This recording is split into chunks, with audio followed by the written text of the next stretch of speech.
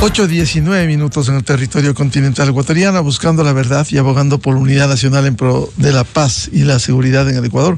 Queremos saludar a nuestros siguientes invitados: la doctora Grace Jaramillo, una reconocida internacionalista, académica en Canadá, y el doctor Jorge Salles, también catedrático. Les invitamos a analizar temas de interés en el orden internacional, como la situación de Venezuela, los pronunciamientos que ha habido durante los últimos días, y luego hablar sobre el debate y las elecciones presidenciales en Estados Unidos de América, en donde se disputan Donald Trump por el Partido Republicano y Kamala Harris, la actual vicepresidenta, que va a candidata a la presidencia en noviembre próximo.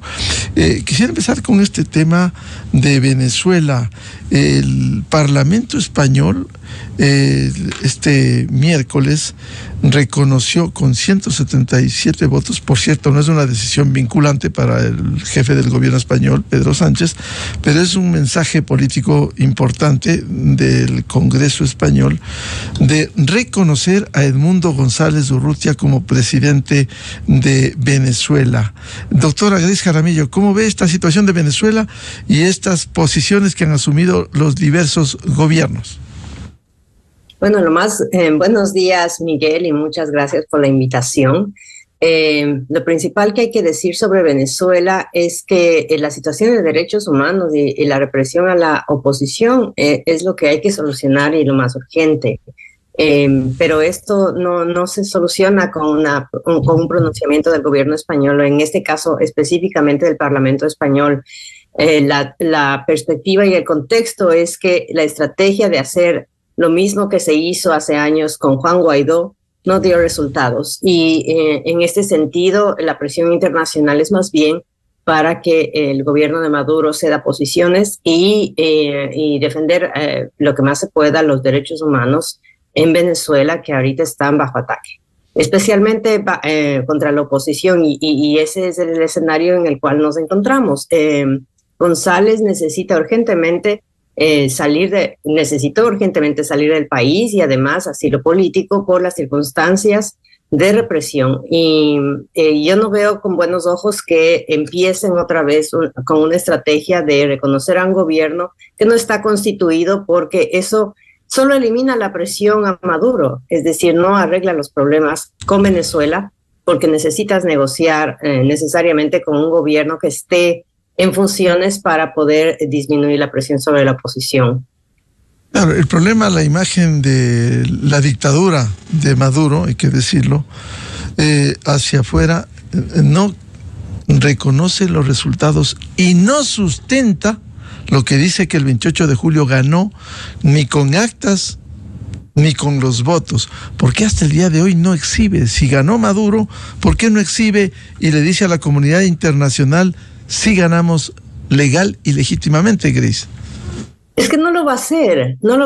Como bien lo has dicho, Miguel, es ya una dictadura constituida. El momento que no demostró su victoria electoral, el momento que desconoció los resultados electorales que fueron legítimos, el momento que no dio paso a la vigilancia de la oposición, a que esté la oposición presente en la promulgación de resultados, ese momento se declaró oficialmente dictador ante la comunidad internacional. Y muchos lo han reconocido así, incluso ya el presidente Lula da Silva, que era el principal mediador, digamos, entre comillas, en este proceso, que yo escribí hace unos días en El Universo, que precisamente parece ser solo una estrategia de contención de alguna manera, o tal vez una estrategia de ganar tiempo. Ya es una dictadura constituida, pero es la dictadura que está en el poder y que no quiere ceder posiciones.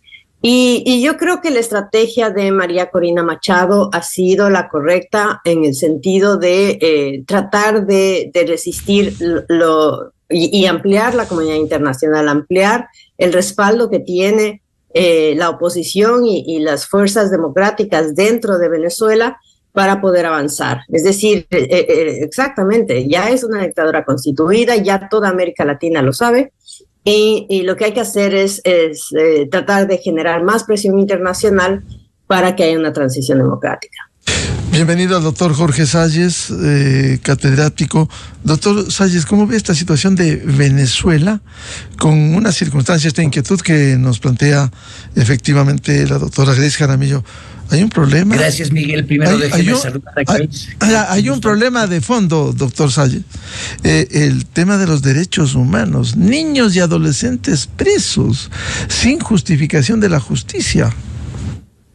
Buen día. Miguel, hemos conversado largamente con usted sobre esto. Nunca hemos tenido el gusto de conversarlo con Grace, pero ahora surge la oportunidad. Esto no va a cambiar hasta que no cambien esquemas mentales generalmente difundidos, no solo en la sociedad venezolana, sino en toda América Latina. Nuestras sociedades, en el fondo, no son sociedades democráticas, son sociedades autoritarias, llenas de un montón de gente profundamente dependiente que pretende que alguien les resuelva sus problemas porque tienen bajísimos sentidos de agencia y de propia responsabilidad por sus propias vidas y por en qué clase de sociedad vivimos. Ese es el problema de fondo. ¿Cuál sería la única otra opción? Opción a la cual han recurrido en algunos momentos en África a través de la Organización de Unión Africana. Una intervención militar de otros países en Venezuela sería la única otra opción. Opción que se me hace muy difícil recomendar o plantear, y en consecuencia, seamos claros. Grace, dices ponerle más presión a Maduro. Este gesto lírico de la proposición no de ley en las Cortes españolas son el grado de presión que se le pone. Los Estados Unidos no van a dejar de comprarle petróleo. Rusia e Irán tienen gran interés en que Maduro se mantenga por diversos motivos. Entonces, seamos realistas. Venezuela saldrá de esta tragedia y el resto de América Latina saldremos del riesgo de caer cualquiera de nuestros países en esta tragedia cuando cambien los esquemas mentales, los paradigmas dominantes en nuestras sociedades. Y eso pasa por meditar, educar de formas radicalmente diferentes de las que actualmente educamos, porque nosotros educamos bonsáis humanos. Nosotros educamos, criamos y educamos gente susceptible a luego ser dominada por los maduros del mundo que no los pueden sacar. Esa es mi visión del asunto, Miguel, ya lo hemos conversado en el pasado. Estoy siendo reiterativo frente a ti, Miguelito, pero tal vez no frente a alguien más que nunca me había escuchado decirlo. Doctor Salles, sin embargo, ha habido nuevos ingredientes en esta situación. Más de 2.000 presos políticos, entre ellos niños y adolescentes. Hay un problema de derechos humanos, como decía Grace. ¿Cómo enfrentar? Eso es un nuevo ingrediente, eso es de siempre. Eso es de siempre. Así funcionan las tiranías. Así funcionaba en Cuba, así funciona en Nicaragua, así ha funcionado en determinados momentos en Bolivia, en Chile, en Argentina. Aquí en el Ecuador somos tal vez una de las pocas islas donde eso no ha ocurrido. Ocurrió en el Perú. Y de lado y lado, dictaduras de izquierda, dictaduras de derecha, dictaduras militares, dictaduras marxistas-leninistas, las nuestras son sociedades de gente, por un lado, en voluntad de imponerse, y por otro lado, un montón de gente buscando que alguien se les imponga. Eso cambiará cuando cambiemos radicalmente qué clase de gente criamos y educamos. Ese no es un nuevo ingrediente, Miguel. La violación de los derechos humanos es desde siempre. Doctora Grace Jaramillo, ¿qué queda frente a estos hechos con la dictadura de Maduro? ¿Qué queda? Si no hay el camino democrático, constitucional, institucional, ¿a una dictadura hay que derrocarla? Bueno, yo creo que ya estamos, ya el mundo para ser más realistas y seguir la línea de Jorge, diría yo, hay que ser realistas en todo esto. Y han escrito libros, se han escrito libros enteros y estudios enteros sobre cómo ha habido un proceso de transición de dictaduras a democracias, de gobiernos autoritarios a democracias. Hay un libro que es fabuloso sobre lo que pasó en Chile, por ejemplo, gente ordinaria haciendo cosas extraordinarias, que sigue la transición de cómo hacerlo. Y la verdad es que la solución no es de corto plazo. Recordemos los regímenes más, digamos, tiránicos y déspotas de la historia en Europa del Este. Hay unos que todavía no salen, Corea del Norte, hay otros que regresaron como Rusia, hay otros que están volviendo hacia ese camino, como por ejemplo Turquía o Hungría.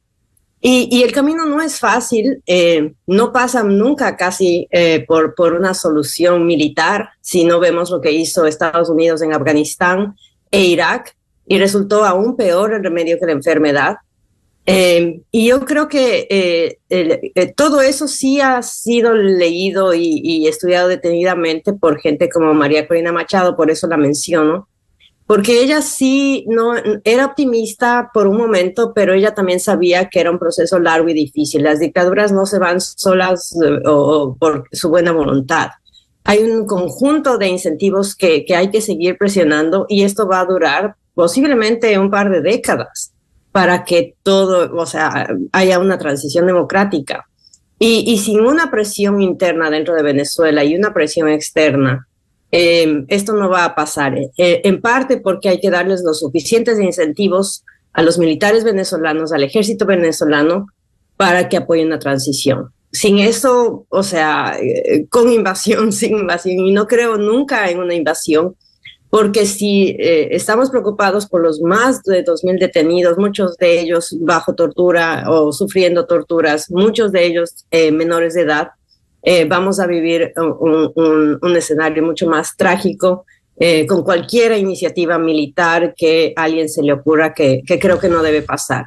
Lo que creo que sí debe cambiar, y en eso sí soy optimista, es que espero que los grandes líderes mexicanos que se avecinan, por más que sean de izquierda y de su misma línea, y también en Brasil, los dos grandes poderes regionales empiecen a hacer mucha más presión, porque una presión de América Latina va a hacer que las cosas tomen fuerza, mucho más que si viene de Estados Unidos o de la Unión Europea, que ya hemos visto que Maduro solamente se ríe de ellos. Doctora Jaramillo, si esto va a tomar su tiempo, la diáspora venezolana va a continuar, ya no serán los 7 millones que han salido, sino mucho más, porque además Maduro ha dicho públicamente, si es que él deje el poder en su momento, entregará únicamente a un chavista, es decir, las salidas están casi bloqueadas. Bueno, es el modelo cubano. Es el modelo cubano que estuvo en proceso desde más o menos 2007, 2008. Y ese es el tema fundamental. Y mientras tanto, ¿los venezolanos seguirán huyendo de su territorio? Sí, ese es lo trágico. Efectivamente, no les va a quedar otra opción. La mayoría de gente que pudo hacerlo, de clase media, ya lo hizo.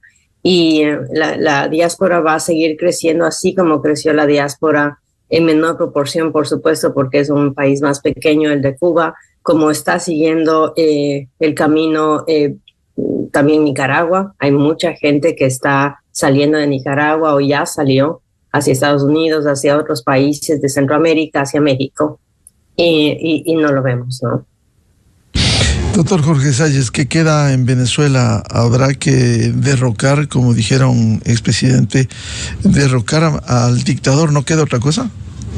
Pero eso es totalmente lírico, Miguel. Eso es tan lírico como la proposición no de ley en las Cortes españolas. ¿Cómo lo van a derrocar? ¿Quién lo va a derrocar? Eventualmente se dan fenómenos como el que se dio en Berlín Oriental en 1989, que culminó en lo que llamamos la caída del muro de Berlín, aunque no cayó ese día, pero se abrieron las tranqueras. Pero esos son fenómenos extremadamente ocasionales, cuando finalmente una población en 500,000 personas que se reunieron en Alexanderplatz mandan el mensaje lo suficientemente claro a un régimen que ya se está desmoronando de por sí y cae. Pero normalmente las dictaduras tienden a quedarse muchísimo tiempo porque tienen la fuerza y la ejercen sin absolutamente ningún tipo de restricción moral. ¿Qué queda entonces, doctor Salles? ¿Bajar los brazos y que siga la diáspora venezolana? Estoy planteando otra solución. Estoy planteando que trabajemos en las mentes, no solo de los venezolanos, sino de los brasileños, los mexicanos, los nicaragüenses, los ecuatorianos. Todos nosotros en América Latina que vivimos bajo un conjunto de paradigmas que nos hacen presa fácil de este tipo de cosas. Y nos han hecho desde siempre. Uno lee los desvelos de Bolívar, uno lee los desvelos de Domingo Faustino Sarmiento y ve que esto es desde hace décadas, siglos, que criamos y educamos gente sumisa, incapaz de exigir sus derechos, incapaz de lo que usted plantea, que lo tumben a Maduro. Sí, pero la gente actual, tal como le hemos criado y educado, la han criado y educado en Venezuela, no lo va a tumbar a Maduro. Muchos de ellos están muy cómodos viviendo miserablemente, pero sin tener que trabajar. Entonces, son esquemas mentales. Por favor, salgamos de esta prisión institucionalista en la que vivimos y pensemos más en términos culturalistas, en que el drama está en qué piensa y qué siente la gente, qué está en sus cabezas. Bueno, yo sí soy contraria a todo.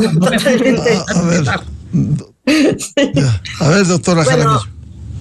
Es que sí, todo ese escenario culturalista y todo ese escenario de pensamiento y de educación tiene un trasfondo profundamente económico. Es la desigualdad de siglos también, Jorge. Es la desigualdad que busca y de las mayorías que busca desesperadamente una salida, y esa salida generalmente, como en la desesperación, es mesiánica. Pero mientras no pase la otra cosa, que haya oportunidades, que haya crecimiento económico, que haya desarrollo, eso no va a pasar. Es decir, los países también que ahora son democráticos, lo son también porque hay una base económica donde nadie cae del todo, o caen muy pocas personas. Eso no pasa en América Latina. Y si me permites, ¿cómo vamos a lograr desarrollo económico si no vamos cambiando, por ejemplo, el dominio en las mentes de nuestra gente del pensamiento marxista? El dominio de la idea de la lucha de clases, el dominio de la idea de que el capitalismo es esencial y efectivamente explotador. Eso también está en las cabezas de la gente e impide que tengamos leyes laborales racionales, que incentivemos la inversión privada. O sea, sí, tienes toda la razón. El tema es culturalista, economicista e institucional, pero no nos quedemos solamente en lo institucionalista. Tienes toda la razón. Parte esencialísima del asunto es desarrollo económico, pero ese también está bloqueado por paradigmas dominantes adversos. El más importante de ellos, la idea de la lucha de clases, una idea que Marx nos metió y que yo planteo que no es válida. Las clases de distintas sociedades han luchado entre ellas en determinados momentos, pero donde las sociedades que tienen éxito, las clases sociales, los diversos estamentos sociales colaboran. Entonces, tenemos que ir sacando de las cabezas de nuestra gente todo este conjunto de paradigmas perversos que impiden que logremos desarrollar como sociedades funcionales. No tengo ninguna pelea con lo que acabas de decir, estamos totalmente de acuerdo, pero volvemos al tema. ¿Cómo desarrollamos económicamente si tenemos estas barreras mentales a hacerlo?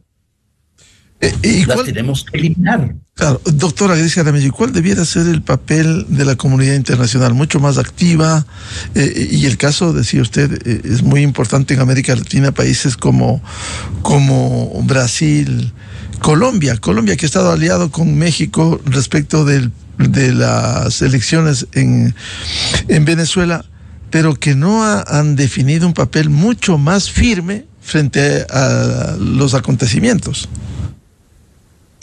Algo que no hemos hablado en todo este escenario es el desastre que ahora es la pretensión de integración latinoamericana por varias vías, es decir, cooperación internacional, también cooperación internacional para la democracia. La OEA ya no tiene la fuerza, pero precisamente entidades como la OEA, que antes jugaban un papel fundamental. Se acaba de morir Alberto Fujimori, pero ese escenario, o sea, el fallecimiento nos permite recordar que la OEA jugó un papel fundamental, por ejemplo, para forzar a Alberto Fujimori a deponer su posición de seguir en el poder por la tercera vez, recordémoslo, en 1999-2000, y además hacer una transición democrática con presión internacional, con varios incentivos, pero esa fue una presión latinoamericana. César Gaviria era el secretario general de la OEA, pero eso es solo un ejemplo. El Grupo de Río ha jugado un poco un papel aquí y allá para tratar de solventar alguna salida, por ejemplo, en el tema de Honduras, que no se vuelva una cuestión mucho más contenciosa y mucho más profunda. Pero el tema fundamental aquí es que no hay liderazgo latinoamericano y que se necesita hoy en día. Jorge mencionó, por ejemplo, la Unión Africana. La Unión Africana ha sido muy efectiva para solucionar rápidamente problemas antes de que los grandes poderes internacionales de Europa, la Unión Europea, Estados Unidos intervengan. Yo creo que se necesita eso. Primero porque Estados Unidos no está poniendo y no va a poner atención a América Latina cuando tiene muchas cosas tratando de solucionar y no las puede hacer. Está China, está el tema de Ucrania, está el tema de Israel-Palestina, etcétera, etcétera, y no va a prestar atención en América Latina, y la responsabilidad recae básicamente ahora en América Latina, pero precisamente en los países que están desmontando el sistema o el mal o bueno, efectivo o no efectivo, el poco que había en América Latina, que son México, que ni siquiera ya atiende las reuniones de la OEA, y Brasil, sobre todo, porque ahora está a cargo del BID y también puede jugar un papel fundamental en el financiamiento al desarrollo. Doctor Jorge Salles, el papel de la comunidad internacional debiera ser mucho más activo, especialmente en América Latina, países como Brasil, México. Puede serlo, pero yo creo que seguimos hablando de rearreglar las sillas en la cubierta del Titanic, Miguel. Por ahí no es. Esos son factores marginales que pueden hacer alguna diferencia. Sí, Grace, tienes razón, la OEA tuvo una interesante acción ante el intento de Fujimori de seguir en el poder, pero la OEA ha sido terrible, tristemente ineficaz ante casi todas nuestras crisis. Debemos reconocer que sí, puede haber alguna influencia. Todos nos esperanzamos enormemente cuando Lula le dijo a Maduro, si uno pierde las elecciones se va a su casa. ¿Y qué pasó? Maduro ahí sigue. Es muy poca la influencia. ¿Te refieres, Grace, querida, a incentivos? ¿Qué incentivos le puede ofrecer Lula a Maduro para irse? Casi ninguno. Si el pueblo venezolano no lo saca a Maduro, y no lo va a sacar por mucho tiempo, Maduro se va a quedar ahí. Y se queda ahí y el pueblo venezolano no lo saca, creo yo, por los motivos que yo estoy planteando. No es un tema institucional, no es responsabilidad finalmente de Lula cómo se comportan los venezolanos, es responsabilidad de los venezolanos, de los educadores venezolanos, de los padres y madres de familia venezolanos, que van creando y formando gente capaz de sacarlo a Maduro, ¿o no? Pero es que ya no es una cuestión de querer o no. Cada vez que alguien lo ha intentado es sujeto de represión, de tortura, y si no, entonces ya no es una cuestión de solo esperar que la educación haga algo. La comunidad internacional y los venezolanos. No, perdóname, Grace, la educación no está intentando hacer nada ahorita. La educación no intenta generar ciudadanos responsables. La educación en nuestros países lo que genera es gente sumisa, que obedezca, que tenga miedo. Eso es lo que hay que cambiar. ¿Qué clase de formación y educación tenemos en nuestros países que eventualmente haga que nuestros ciudadanos no sean presa de estos horrores?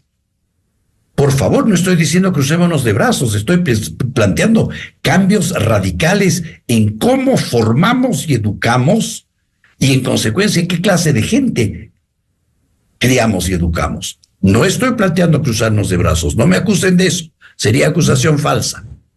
Yo lo digo que hay que hacer igualmente cosas en el largo, en el corto y en el mediano plazo también. Claro. ¿Qué cosas? ¿Qué cosas? La presión de un Lula, la presión de la nueva presidenta de México, a Maduro le importa un pepino, porque a la final no tienen con qué presionarle. Los únicos que lo podrían presionar serían los norteamericanos dejando de comprarle petróleo. O los rusos o los chinos. O los rusos, sí, pero los rusos tienen interés en mantenerlo. Pero la presión se debe mantener en América Latina. No va a ocurrir. Es que la presión se debe mantener en América Latina porque eso significa vidas también. ¿Cómo lo presionamos? Dime. No, precisamente en el tema de derechos humanos, o sea, la presión de los países latinoamericanos puede salvar algunas vidas. La pregunta no fue en qué tema, sino cómo. Hay varias maneras. Entre otras, por ejemplo, el hecho de que Brasil ahora controla el Banco Interamericano de Desarrollo puede generar presión para que haya menos presos políticos, por ejemplo, para que dejarle en paz a Lula, pero a cambio de garantías frente a la oposición. O sea, hay varias cosas que se pueden hacer. ¿Realmente crees que así Maduro va a dejar el poder o va a dejar de reprimir? Nadie dice que Maduro va a dejar el poder por Venezuela o por Brasil en sí mismo, pero al menos se pueden salvar vidas en el proceso. Igual de lírico que la proposición no de ley en Madrid. Igual de lírico.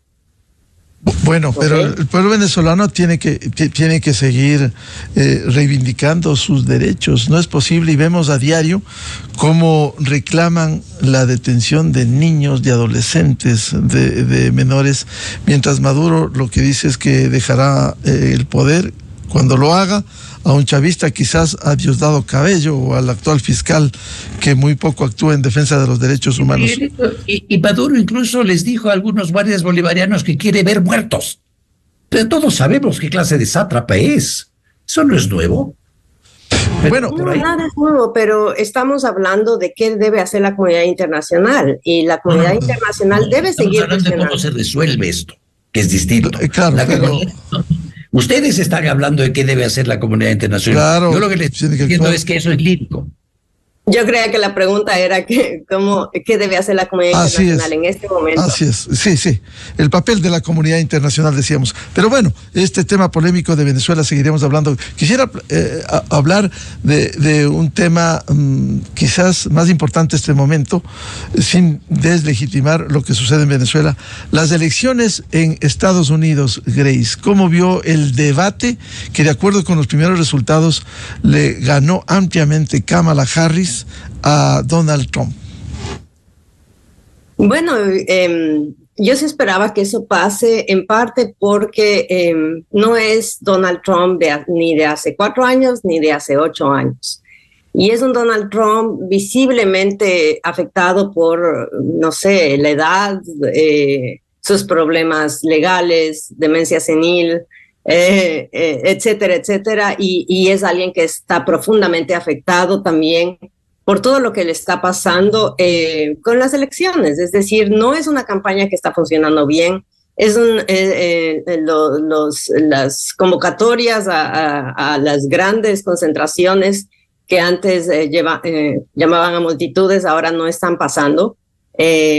El cambio de Kamala Harris a cambio de Joe Biden realmente desató como un furor de los norteamericanos por volver a las urnas. Nadie tenía entusiasmo de estas elecciones hace apenas 2 meses. Y creo que sí, el debate cambió muchas percepciones, sobre todo porque había la percepción desde hace mucho tiempo de que Kamala Harris no era eficiente en el discurso, en explicarse bien, en tratar los temas, en ser directa. Se daba las vueltas y la preparación fue muy buena, y la estrategia fue aún mejor, lograr afectar al ego de Donald Trump, mencionándole lo que pasa con sus concentraciones, con sus rallies, y se desató. Es decir, dijo un montón de cosas que ya son memes, que la población también reacciona más bien con sorna, o es muy cómico, pero también hay que entender que ha cambiado la demografía de los electores en Estados Unidos, y eso es como lo fundamental para entender todo esto. Es decir, por primera vez en la historia reciente al menos, de los Estados Unidos, la mayoría de electores tienen más o menos de 40 años. en este momento, la mayoría de posibles electores. Muchos, debido a la pandemia, de los baby boomers, ya no están votando o ya están muy viejitos. Y por lo tanto, ellos que eran los principales electores hace apenas 4 años, ya no dejaron de serlo. La mayoría de la población ahora es joven o de mediana edad. Y esa población joven o de mediana edad sí quería dejar el pasado atrás. Y como sabemos, en Estados Unidos todos son estudios. O sea, el mensaje que da Kamala Harris es un mensaje estudiado profundamente, con base en focus groups, en estudios de caso, en estudios de los electores y quién puede votar. Y no sé si vamos a hablar, pero lo que cambió más que el debate en sí mismo es que en ese escenario de la mayoría de jóvenes potenciales electores, son potenciales porque tienen que registrarse a votar. Taylor Swift, la famosa cantante, cambió la correlación de fuerzas solo diciendo que va a votar por Kamala Harris.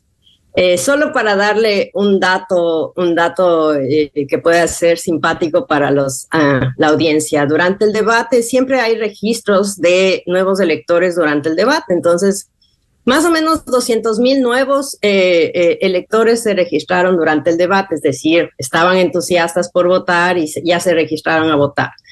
Cuando Taylor Swift decidió apoyar a Kamala Harris y llamar a registrarse a votar a sus seguidores o qué sé yo, hasta el otro día subió como a 400, o sea, solo ella es responsable de entre 300 y 400,000 nuevos electores.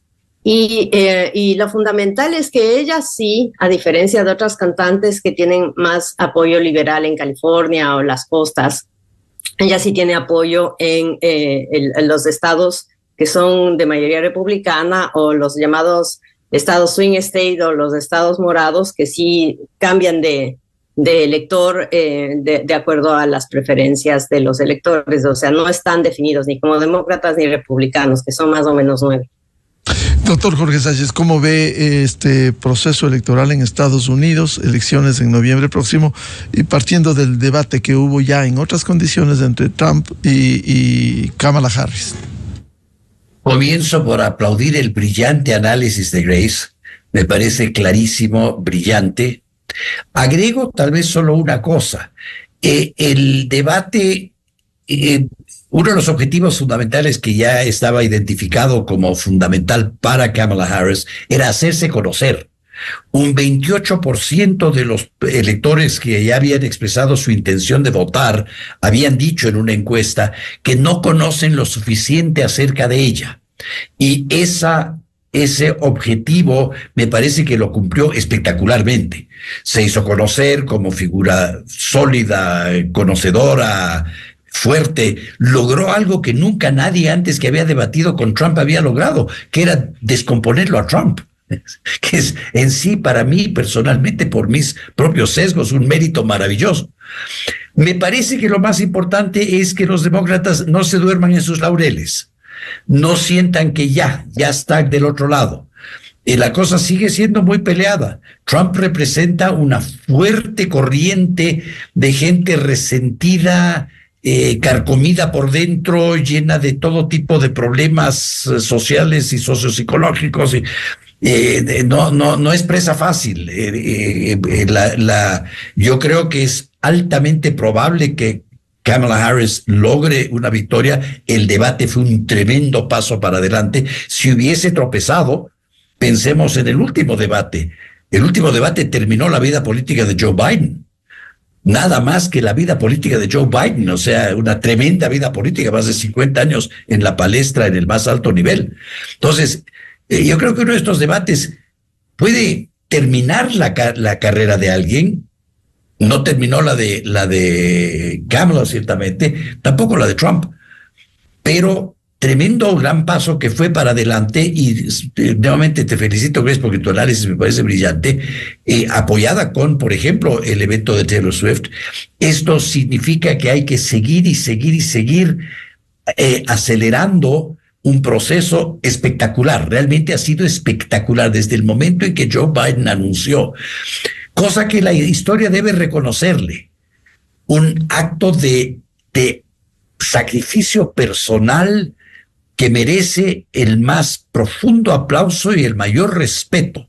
El llegar a esa conclusión que para un político de toda la vida tiene que ser increíblemente difícil, de decir, ok, renuncio a la candidatura porque veo que no voy a ganar. Desde ese momento ha sido espectacular lo que está ocurriendo, pero todavía no hemos llegado al fin. Yo tengo esperanza para el 5 de noviembre, mucha esperanza, pero todavía pudiéramos sufrir una espantosa decepción quienes esperamos que Trump no regrese al poder.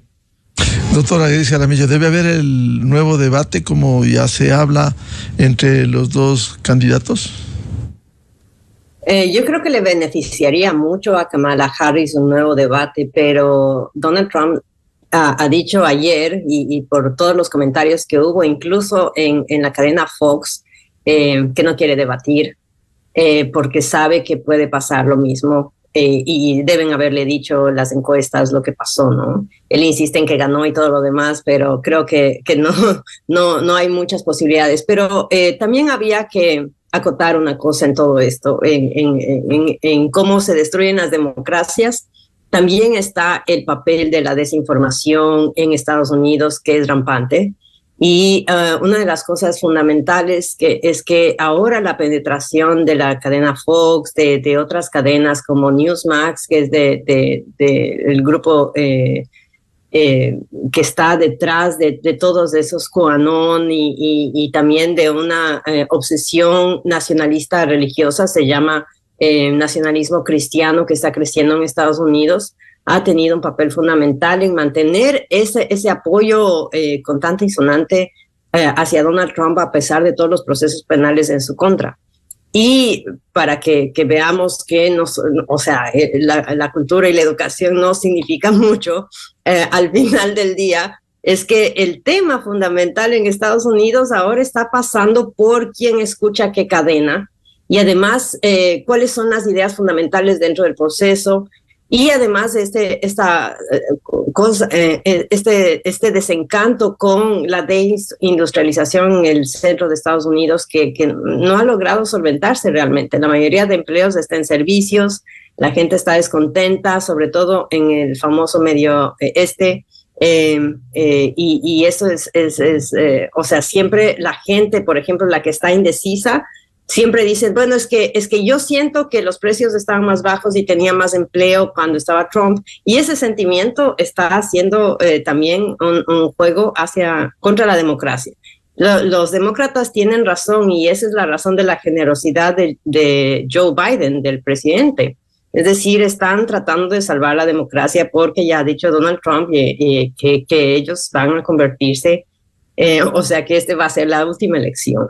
Y en el esquema, tal como funciona Estados Unidos, con el colegio electoral, con los diversos senados que juegan un papel fundamental en escoger electores, eso es totalmente posible. O sea, no es una cosa por fuera del escenario de posibilidades, porque los mismos reglamentos pueden hacer lo que funcione de esa manera.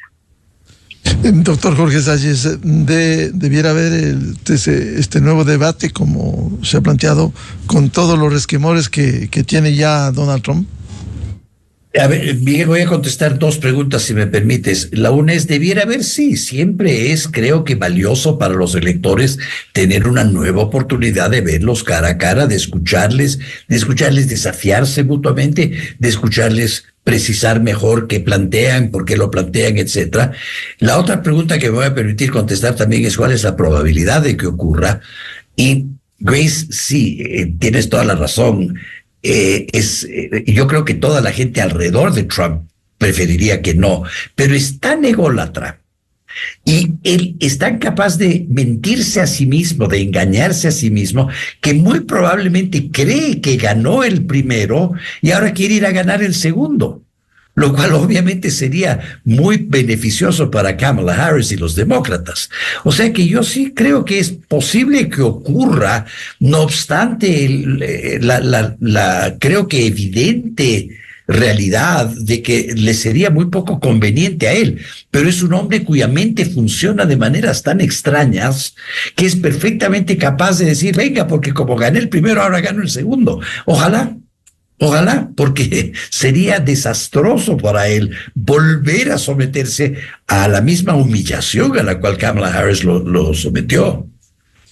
Doctora Grace Jaramillo, si bien las elecciones serán la definición en noviembre, si hoy o este domingo fueran las elecciones, ¿qué piensa usted? ¿Quién gana?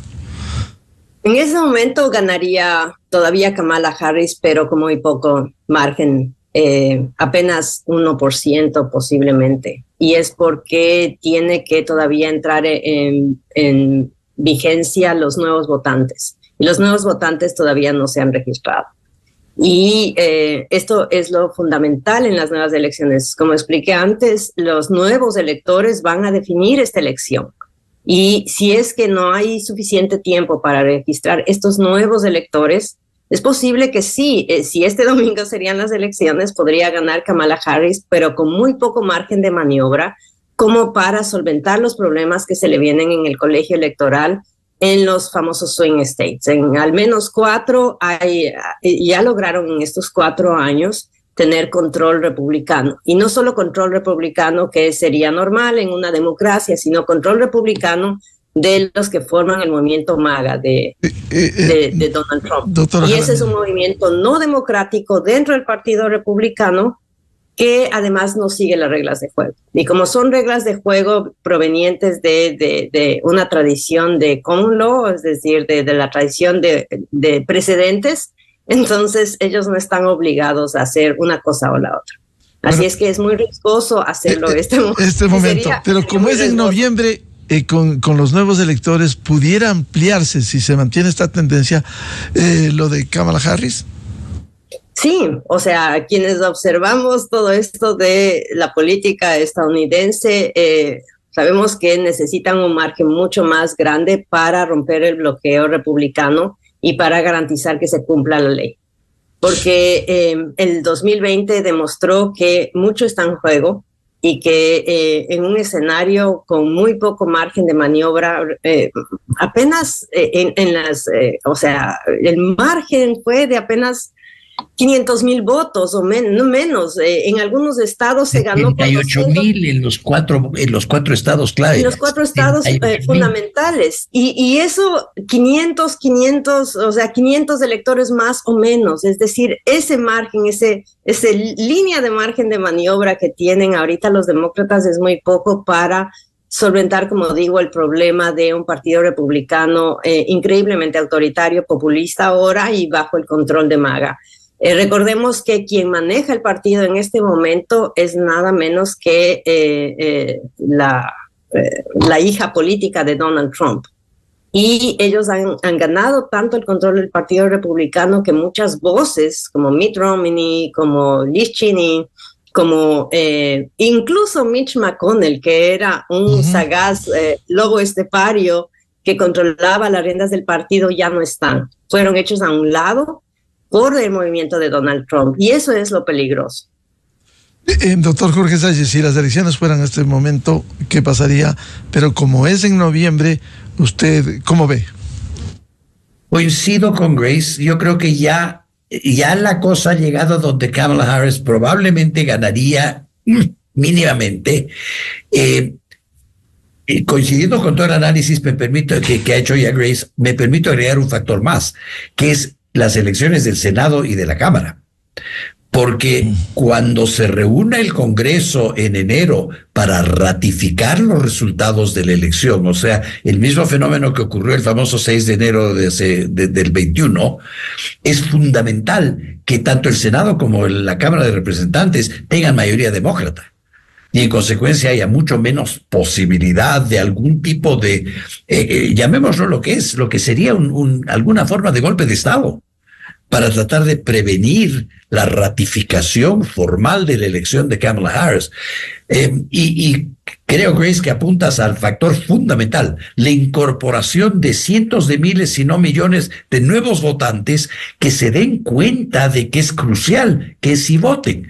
Acá volvemos al tema del voto facultativo, ¿no? Lo fundamental ahorita, y me parece lo más importante que hizo Taylor Swift, es estimular la idea de que, oye, si tienes una posición en este tema, sal y participa. Regístrate para votar y vota. Si eso ocurre lo suficientemente claramente, y todo sugiere que va a ocurrir, yo creo que en noviembre Kamala Harris va a tener una gigantesca victoria, y más importantemente existe una real probabilidad de Senado y Cámara de Representantes con mayorías demócratas que consoliden la democracia en los Estados Unidos, por lo menos la defiendan sólidamente por un tiempo más y sigan luego la defensa, ¿no? Muchas gracias por analizar estos temas internacionales, la situación de Venezuela y las elecciones en los Estados Unidos. A la doctora Grace Jaramillo, internacionalista y académica en Canadá, y al doctor Jorge Salles, catedrático y analista internacional. Muchas gracias, muy amables.